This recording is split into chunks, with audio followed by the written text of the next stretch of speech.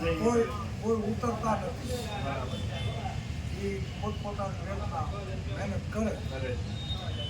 તમામ આયોજકો બધા પોતપોતાની રીતે. મારી એક રજૂઆત છે બધા આયોજકોથી, એક અપીલ છે કે જ્યારે પણ આપણા સાંજે આરતીનો કાર્યક્રમ હોય કે જ્યારે વિસર્જનનો કાર્યક્રમ કરવામાં આવે તો આમ જનતાને કોઈ પ્રકારની હેરાની ના થાય તો એવું તમારે ખાસ ધ્યાન રાખવાનું. આપણા તહેવારનો સમય છે તો અમુક વાર રજૂઆતો આવે છે, પણ આપણે કે તહેવારનો સમય છે એટલા માટે થોડું રિલેક્સ રહીને આપણે કરવાનું રહે છે. થાય પરેશાની ના થાય અને શાંતિથી જે કાર્યક્રમ છે એની ઉજવણી થાય.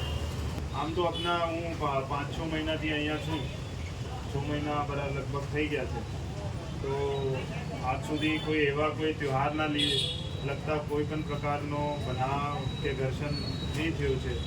બરાબર, મારું સૌભાગ્ય છે અને તમારા પુણ્યકર્મ છે.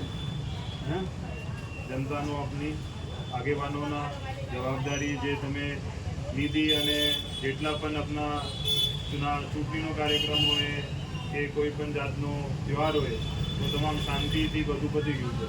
અમારા તરફથી કોઈ સહકાર જોતા હોય, પોલીસના જે બંદોબસ્ત હોય, ટ્રાફિક માટે કોઈ પ્રબંધન કરવાનું હોય, એના માટે મહુવાની પોલીસ, ભાવનગર જિલ્લાની પોલીસ સદા તત્પર છે. તમે રજૂઆત કરો તો એમાં જે પણ મારા તરફથી થઈ શકે છે કરવામાં આવશે. એટલા જ ખ્યાલ રાખજો.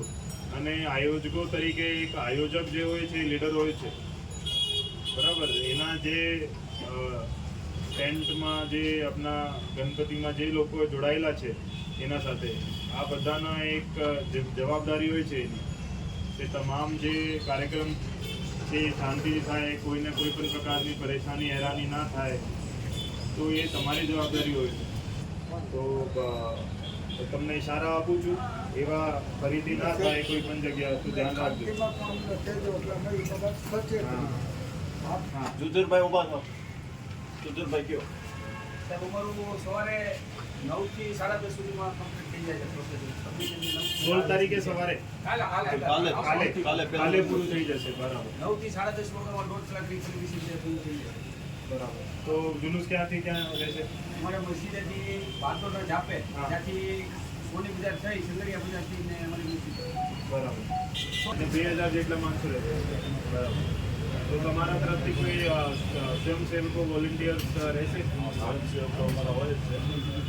બીજી એક તમને સબ રિક્વેસ્ટ છે, જે નળવાળો જે સ્પિરિટવાળો રસ્તો છે ને, જે ટ્રેડિશનલી જે સમયથી ચાલતું આવે છે એવી રીતે જ કરવાનું હોય છે, બરાબર. આમાં તમે કોઈ ફેરફાર કરો. શું નામ છે? ઉભા રહે ભાઈ, શું નામ છે? બરાબર. તો આમાં કોઈ આપના તરફથી ફેરફાર કરો ના તો આ કાયદાના વ્યવસ્થાના એક પ્રશ્ન ઊભા કરે છે. પછી મારે એડજસ્ટ કરવાનું પડે, જનતાને એડજસ્ટ કરવાનું પડે, કોઈ પણ બીજા કોઈ સમાજનો કોઈ પ્રસંગ હોય, સમજી રહ્યા છો ને? તો જેવી રીતે ચાલે છે એવી રીતે ચલાવો.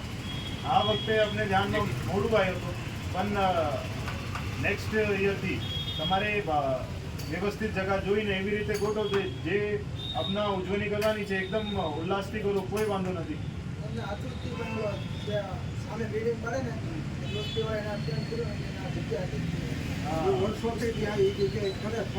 આ વખતે જગ્યા વધારે લઈ લીધી ને તમે?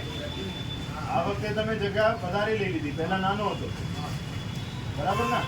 તો એના માટે જ કહું છું, આ મેઇન તમારા ટી પોઈન્ટ પડે છે, બરાબર. ટ્રાફિક પણ ત્યાં વધારે છે, તો રોડના એકદમ વચ્ચે તમે રાખો જ્યાં ટ્રાફિકના ઇસ્યુ થાય. તો થોડું આ બાજુ રાખો તો કોઈને વાંધો નહીં આવે, બરાબર. નેક્સ્ટ યર જ્યારે થાય તો થોડું ખ્યાલ રાખજો, કોઈની તમારી પણ લાગી ના દુખે અને પબ્લિકને પણ હેરાની ના થાય. બાકી છેલ્લા 3 દિવસ મહુવાની અંદર લગભગ આખું મહુવા નીકળી ગયું. સાહેબ, અમારે મારુતિ નંદનમાં થોડોક કાટ વધારે હોય તો વધારે સારું પડે. ત્યાં ટ્રાફિક બહુ, ટ્રાફિકની સમસ્યા ચાલુ હોય. ક્યારે? સાંજે? હા, રાતના 8 વાગ્યા પછી બહુ ટ્રાફિક. 8 વાગ્યા પછી? ઠીક છે, હું જોઈ લઈશ. અને હોમ ગણમાં કેમ એમ તો પહેલા દિવસે આવ્યા તો એ 9:30 9:30 થયા એટલે વી ગયા. પછી બીજા દિવસે આવ્યા તો એ 11:15 વી ગયા. પછી કાલે આવ્યા હતા એમાં એમ સુરત જવાનું હતું એમ કહેતા હતા કે ભાઈ ઓલા જે પહેલા મેં કહેતા ને એને સુરત જવાનું. પછી પાછા ઓલા ચૌહાણભાઈ ની બધા આવ્યા હતા. પણ ટૂંકમાં કહેવાનું કે રાતના મોડે સુધી રહી એમ કે ભાઈ જે પબ્લિક આવતો હોય ત્યાં ઠીક છે. એમાં સર મુસ્લિમ સમાજ પણ આટલો બધો સાથ હતો કે ભાદરણા જાતે જ્યારે યાત્રા આવે તો એ જગ્યાએ પાણીના સ્ટોલ શરબત બીજી યાત્રા નીકળે તો આ બધા હળી મળીને રહીએ છીએ. યુનિટી છે ને, એકતાના ચિહ્ન છે, પ્રતીક છે. એ આપણા રાજ્યની પહેચાન છે, પછી આપણા દેશની પહેચાન છે. તો આ એકતા જળવાઈ રહે, કાયદા વ્યવસ્થા જળવાઈ રહે, શાંતિથી બધું ઉજવણી થાય એવી અપેક્ષા રાખું છું. અને કોઈ પણ પ્રશ્ન હોય, કોઈ પણ તમારે લાગે કે પોલીસને જાણ કરવા યોગ્ય છે, તમે ક્યારે પણ મને પીઆઈ સાહેબને મારા પોલીસ ટીમના મહુવા ટાઉનના પોલીસ ટીમને ક્યારે પણ જાણ કરી શકો. 24 કલાક મહુવા પોલીસ તમારી માટે તત્પર છે. બરાબર. બીજું કંઈ કે કોઈ કહેવા માંગતા હો તો અત્યારે કહી શકે છે.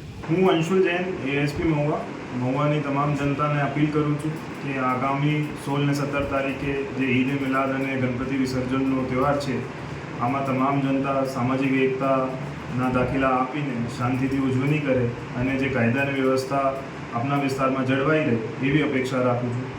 અને એના લીધે આજે મહુવાના તમામ આગેવાનોને આમ જનતાને બોલાવીને શાંતિ સમિતિની બેઠક કરવામાં આવી, જેમાં શાંતિના અને એકતાથી જે તહેવારોની ઉજવણી થાય એવી સૂચના આપવામાં આવી. છતાં પોલીસને લગતા કોઈ પણ પ્રશ્ન હોય, કોઈ આમ જનતાને કોઈ રજૂઆત હોય તો એ મહુવા પોલીસને ક્યારે પણ સંપર્ક કરી શકે છે.